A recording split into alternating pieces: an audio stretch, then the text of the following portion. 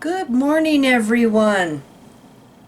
I had to have another cup of coffee this morning. It's going to be one of those days. Um, I want to thank the family in Arkansas so much for contacting me and setting me straight and correcting me. So that's what I needed to do this morning. I had talked about the abuse case in Arkansas the other day, and I thought, he was going for a plea deal. And the family let me know about this document, which I had not seen. And I'm going to put the link down below to this because it's a motion to prevent the word victim. And it sounds like a stall tactic to me, but they are trying to postpone the trial because, like here, it says the defendant has been charged with 4 counts of sexual assault.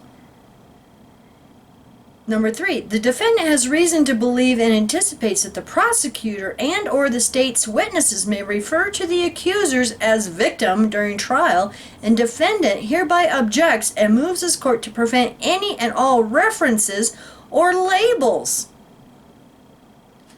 So to me this sounds like a watchtower stall tactic, and it's a page right out of their playbook, to argue over a little tiny word. It reminds me of the U.S. Supreme Court petition Watchtower filed, trying to use any, tactic they can, excuse. Like here on the second page, number 5. The question before the jury in this case is whether or not a crime was committed at all. And as such, there is no objective basis unless and until such decision has been rendered to accord the accusers the label victim in front of the jury. Number 6, that defendant is entitled to enjoy under both state and federal law the presumption of innocence, and he bears no burden of proof in this matter. The state being instead required to prove each and every element of each charge beyond a reasonable doubt before such presumption will cease to abide. Now we know, what absolute proof do these abuse survivors have? These alleged perpetrators never have a witness. Number 9, that allowing the state or its witnesses to refer to the accusers as victim would improperly indicate to the jury that the prosecution has already shown simply by filing the criminal information that a crime has been committed in this case and that this defendant committed it, which is clearly not the law. How many hundreds of years have courts been using the word victim? If they go through with this and allow this,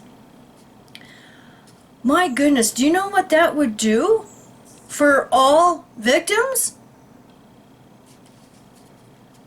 Number 10, that the jury would be likely to take the label of victim as a proven fact when it is truly the fact upon which they themselves are to decide, and for this court to permit such a label, thereby implicitly shifting the burden to the defendant to prove that accusers are not victims, would send a confirming signal to the jury, thus compounding the unfair prejudice against him in this case.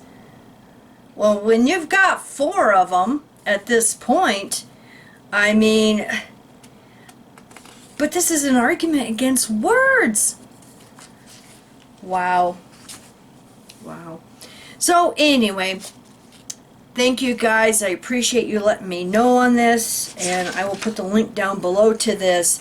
And like I said, if they rule on this to where, and this could go to any court in the whole country, that you're not allowed to use the word victim. Wow.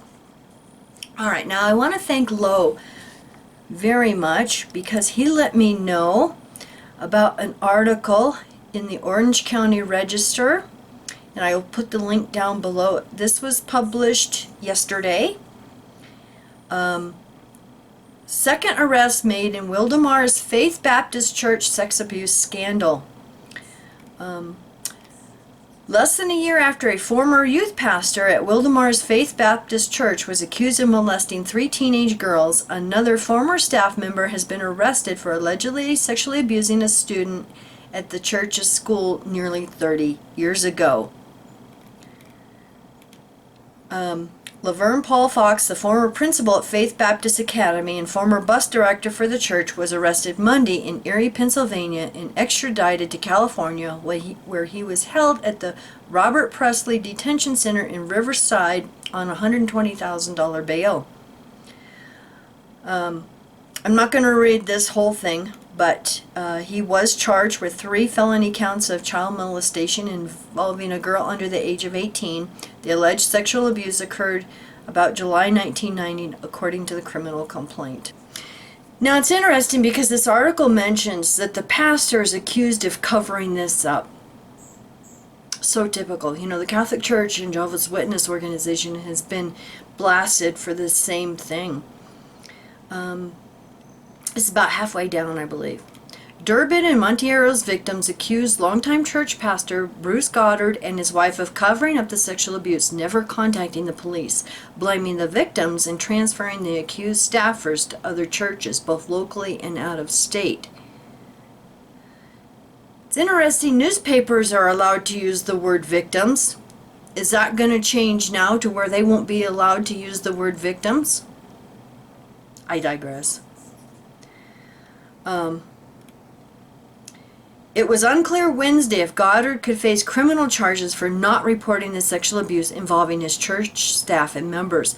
Under California's mandated reporter law, clergy members are among the professions required to report suggested child abuse.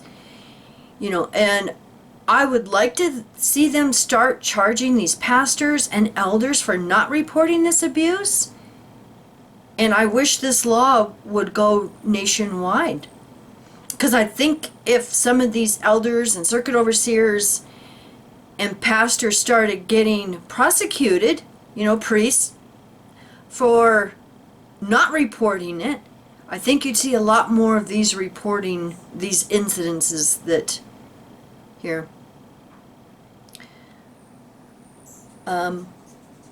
Several former members of the church describe a culture where women are marginalized and members are strongly encouraged not to question church leaders who are referred to as men of God. That's exactly what Watchtower does. Jehovah's Witnesses do the same thing. And then it mentions how it went public on Facebook. Durbin went public with her story about Fox. So, anyway, there's other links down below, you know, that's been following this since the first guy got caught. And so, I think I'm going to go finish my coffee out on the deck, watch the hummingbirds on this beautiful morning. So you all have a wonderful day. Bye.